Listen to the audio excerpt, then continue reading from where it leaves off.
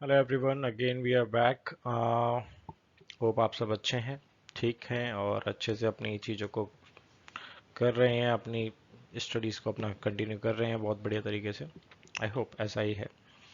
So already हम काफ़ी कुछ पढ़ चुके हैं, मॉनेटरी पॉलिसी पढ़ चुके हैं, जहाँ पर हमने एक्सपेंशनरी और कंट्रैक्शनरी मॉनेटरी पॉलिसी हमने पढ़ी थी।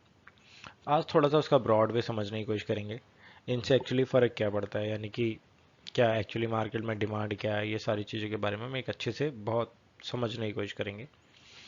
तो अगर आपने पुरानी वीडियो नहीं देखनी है, इस देखी है, नहीं देखी है, तो उसको दोबारा देखो, जाके समझो। उसके बाद ये वीडियो आपको ज़्यादा अच्छे से समझ आएगी। हालांकि मैं कोशिश करूँगा कि आपको जितना ब्रॉड हो सके उतना ब्रॉड में समझाने की कोशिश करूँ। ओके। सो डिफरेंस क्या है इन दोनों के बीच में, एक्सपेंशनरी थ्योरी में या फिर कंट्रैक्शनरी थ्योरी, मॉनेटरी पॉलिसी में, थ्योरी में। तो यहाँ पर ना आपको एक ये जो इमेज नज़र आ रही है, अगर आप ये जो इमेज देख रहे हो ये वाली, तो ये एक्सपेंशनरी है, जहाँ पर हम क्या कर रहे हैं, रुपी की जो मनी सप्लाई है उसको बढ़ा रहे हैं, खींच रहे हैं उसे। वहीं कॉन्ट्रैक्शनरी में क्या कर रहे हैं कि कम कर रहे हैं, उसे वापस ला रहे हैं। तो ये बेसिकली सिंपल सा मेथड है। अब इसको थोड़ा सा ना एक अच्छे वे में समझना। मॉनेटरी पॉलिसी बेसिकली कौन बनाता है ये हम बता चुके हैं, सेंट्रल बैंक बनाती है, जिसमें मनी सप्लाई को रोका जाता है या फिर बढ़ाया जाता है। ये मॉनेटरी पॉलिसी है बेसिकली, जहां पर इन्फ्लेशन और डिफ्लेशन को मैनेज करते हैं। कौन बनाता है इनको? आरबीआई बनाता है। ठीक है। Monetary policy can be expansionary हो सकती है या फिर कॉन्ट्रैक्शनरी हो सकती है, एज पर द पॉलिसी, जो रिक्वायरमेंट है इकोनॉमी के accordingly. What is expansionary monetary policy? As usual जो हमने कल पढ़ा था वही है कि जब हमें एक्सपेंशन करना होता है तो हम इंटरेस्ट रेट को कम कर देते हैं। ठीक है। जिससे मार्केट के अंदर लिक्विडिटी बढ़े, इकोनॉमिक एक्टिविटी बढ़े, मनी सप्लाई बढ़े। ठीक है। So this is basically the expansionary policy. ठीक है। अब एक्सपेंशन थ्योरी अपनाई क्यों जाती है, पॉलिसी अपनाई क्यों जाती है, किया क्या जाता है? अब जब एक्सपेंशनरी थ्योरी की जब हम बात करेंगे तो यहाँ पर क्या होगा, डिक्रीज करेंगे हम इंटरेस्ट रेट में, रेपो रेट में करेंगे, रिवर्स रेपो में भी करेंगे, एमएसएफ में भी करेंगे, बैंक रेट में भी करेंगे, और सीआरआर में भी करेंगे, एसएलआर में भी करेंगे।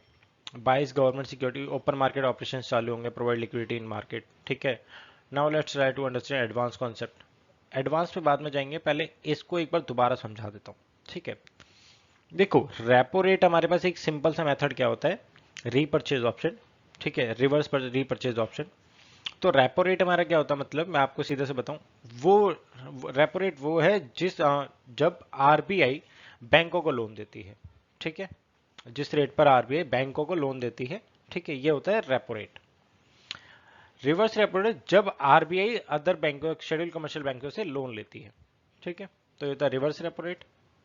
Marginal standing facility, marginal standing facility जो आपका रेपो रेट है उसका जो एक परसेंटेज होता है, मान के चलो 4.5% पे रिवर्स रेपो रेट पे आपको लोन दिया गया।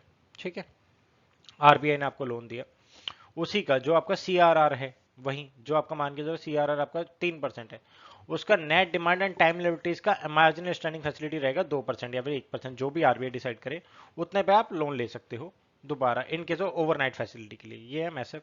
बैंक रेट, बैंक रेट वो है जिसपे आरबीआई अपने कस्टमर्स को लोन देता है। आरबीआई के कस्टमर्स कौन से हैं? गवर्नमेंट है, बैंक है। ठीक है। तो ये आरबीआई के कस्टमर, ये लॉन्ग टर्म के लिए हो सकता है और शॉर्ट टर्म के लिए भी, as per the RBI policy. CRR क्या होता है? सीआरआर वो है जो कि आरबीआई के पास अपने बैंकों को रखना, एक परसेंटेज होता है बैंक का जो कि आरबीआई के पास रखना पड़ता है। इन केस अगर ये डिफॉल्टर बनने की कोशिश होते हैं, बैंक डूबने की कगार में, तो आरबीआई उसको थोड़ा बहुत बचा सके। और सेम एक ऐसा परसेंटेज होता है जो कि बैंकों को अपने पास रखना पड़ता है। ये बेसिकली सीआरआर से हमेशा ज्यादा होता है। कभी 10, कभी 15% होगा, कभी 12 होगा, कभी 18 होगा, as per the economic situation. तो ऐसा होता है। तो एसएलआर होता है स्ट्रेचरी लिक्विडिटी रेशियो, जो कि बैंकों को अपने पास एक परसेंटेज रखनी पड़ती है।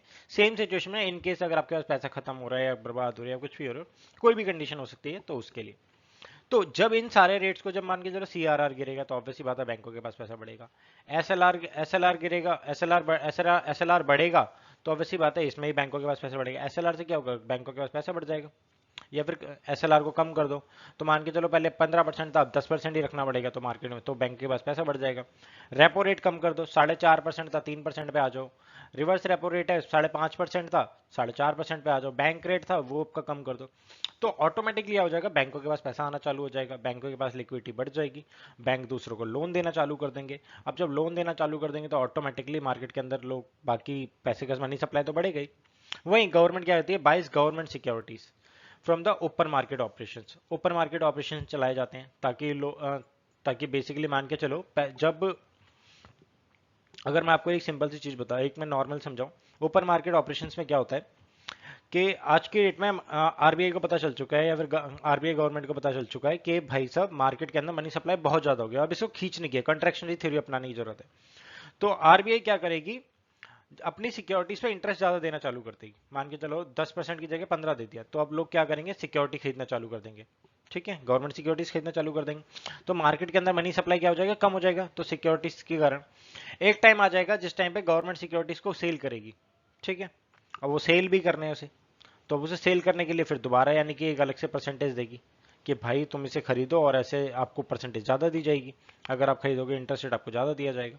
तो ऐसा काम किया जाता है कि हाँ, मार्केट के अंदर ओपन ओपन मार्केट ऑपरेशन चलाए जाएं। ठीक है, तो अब आगे समझते हैं। अब increase in bond prices, increase in foreign bond prices. देखो, जब बॉन्ड प्राइसेस बढ़ेगा तो एक अच्छी चीज, बॉन्ड बेसिकली कुछ नहीं है, एक तरीके का मैं आपको बताऊं कोलेट्रल है। ठीक है, कोलेट्रल में क्या होता है कि मान के चलो एक बैंक, एक एग्जांपल के तौर पर एक्सपेंशनरी थ्योरी पॉलिसी के अंदर ही अपनाया जाता है। जब बैंक रेट कम हो जाएंगे, ठीक है, बैंक के जो जो इंटरेस्ट रेट है वो कम हो जाएंगे, जो कि बैंक के द्वारा प्रोवाइड किया जाता है, तो ऑब्वियसली बात है जो बॉन्ड की जो बॉन्ड प्रोवाइड किया जा रहा है, अगर आप इसे देखो, bond which provide a fix interest rate for a longer duration will become more attractive. Come interest rate पर अगर बॉन्ड प्रोवाइड किए जाएंगे तो ज़्यादा बढ़िया रहेगा। ठीक है, may this drive the demand of bonds, एकदम से बॉन्ड्स की डिमांड बढ़ जाएगी। ठीक है, जो मार्केट के अंदर दोबारा से मनी सप्लाई बढ़ेगा, इंटरेस्ट रेट कम, ये सारी चीजें तो बढ़िया एक तरीके से। वहीं जब increase in foreign bond prices, जब फॉरेन के बॉन्ड प्राइसेस में क्या हो जाएगा, तो ऑटोमेटिकली ऑटोमेटिकली जो डोमेस्टिक जो बॉन्ड है उनकी तो वैल्यू गिर जाएगी, उनका गिरना चालू हो जाएगा। तो इस टाइम पे क्या होता है कि डोमेस्टिक के प्राइस कम हो जाते हैं, डोमेस्टिक की वैल्यू कम हो जाती है, वहीं फॉरेन की बढ़ जाती है। ठीक है, तो दोनों का उल्टा मिला जुला है, कुछ ज्यादा कुछ ऐसा नहीं है।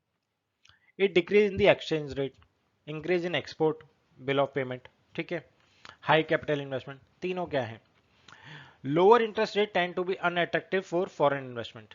ठीक है, अगर आप मान के चलो आपने एक बॉन्ड पे कम इंटरेस्ट देना चालू कर दिया, तो फॉरेन जो फॉरेन इन्वेस्टमेंट आपको लानी है उनके लिए तो बढ़िया नहीं है। वो मान के चलो वो सोच रहे हैं 10% मिलेगा, आप 7% दे रहे हो, तो उनके लिए तो फिर नुकसान हो गया ना।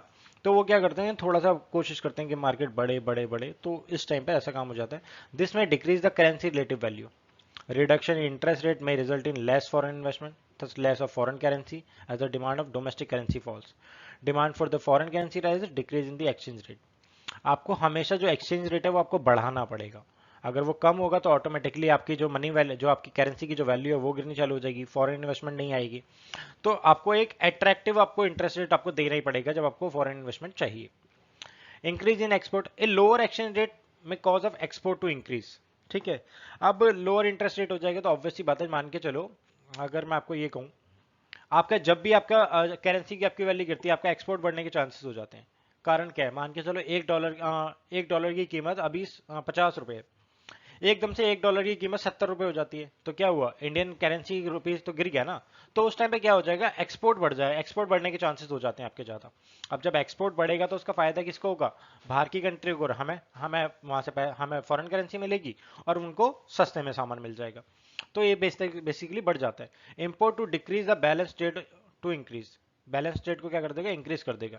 इंपोर्ट हमारा डिक्रीज हो जाएगा, बेसिकली हम कम इंपोर्ट करेंगे और बैलेंस रेट क्या हो जाएगा, हमारा बढ़ जाएगा। हाई कैपिटल में lower interest rate lead to higher levels of capital investment. जब लोअर इंटरेस्ट रेट रहेगा तो automatically high capital higher level of capital investment आएगी आपके पास। ओके, वही व्हाट इज कंट्रैक्शनरी थ्योरी, ये सारा था हमारे लिए, हम क्या क्या करते हैं एक्सपेंशनरी थ्योरी में। कंट्रैक्शनरी में हम क्या करेंगे, monetary policy focus on contract, decrease करने की कोशिश करेंगे, यहां पर उसका सारा उल्टा कर देंगे, हम इंटरेस्ट रेट को बढ़ा देंगे। आरबीआई अडॉप्ट करती है मॉनेटरी पॉलिसी में, सेंट्रल बैंक। ठीक है, वही सारा यानी कि जो हम एक्सपेंशनरी में कर रहे थे, रिवर्स रेपो रेट इन सबको कम कर रहे थे और सीआरआर में कम कर रहे थे, यहाँ पर बढ़ा देंगे। गवर्नमेंट बॉन्ड सेल करना चालू कर देगी एक अच्छे अच्छे प्राइस पे। ठीक है, ताकि मार्केट से पैसा खींचा जा सके। डिक्रीज इन बॉन्ड प्राइस, वहां पर इंक्रीज कर रहे थे, जो बॉन्ड का जो प्राइस है वो डिक्रीज कर देंगे।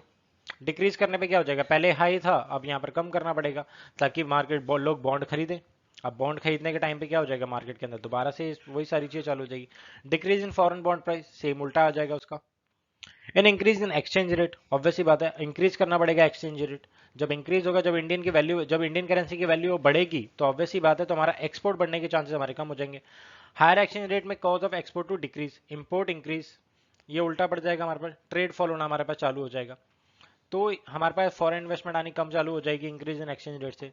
हायर इंटरेस्ट रेट में lead to lower levels of capital investment, जब आपका इंटरेस्ट रेट ज्यादा हो जाएगा तो कैपिटल इन्वेस्टमेंट आपकी कम हो जाएगी, तो दिक्कत हो जाएगी फिर आपके लिए।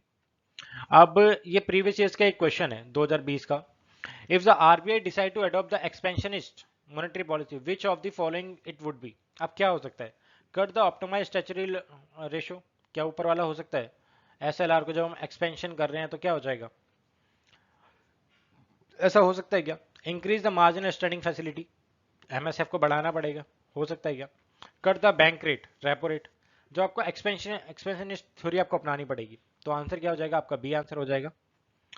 तो आज के लिए इतना ही, बाद में दोबारा मिलते हैं, समझते हैं सोचते हैं चीज़ों को और कुछ एक नए चैप्टर के साथ में इकोनॉमी के, जो कि आपको हेल्प करे। सो आज के लिए इतना ही, thank you so much. Like और सब्सक्राइब कर दिया करो यार, मेरे लिए भी बढ़िया रहता है।